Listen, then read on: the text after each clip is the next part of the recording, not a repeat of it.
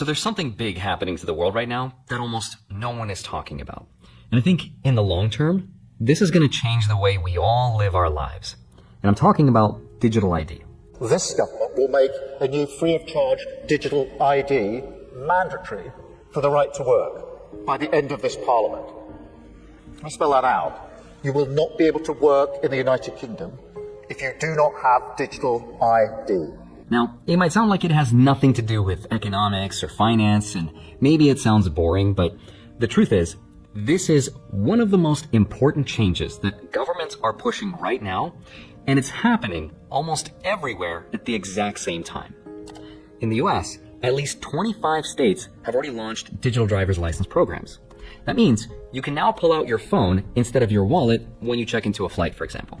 And in Europe, they passed a law last year that makes it a requirement for all member countries to roll out a national digital ID wallet by 2026. In China, they just launched their version this summer, which links it to their social credit system.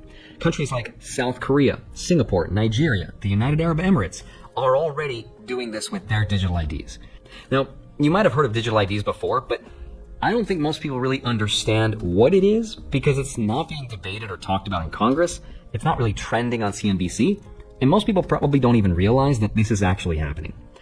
But what's interesting, though, is that the United Nations has made it one of their goals, quote, legal identity for all by 2030. And the people funding it, of course, the World Economic Forum and the World Bank.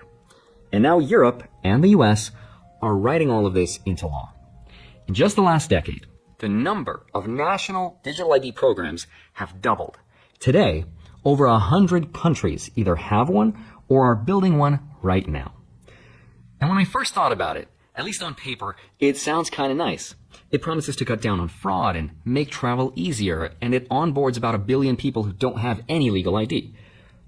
But once you look into how much power this will give the governments of the world, you're going to be shocked.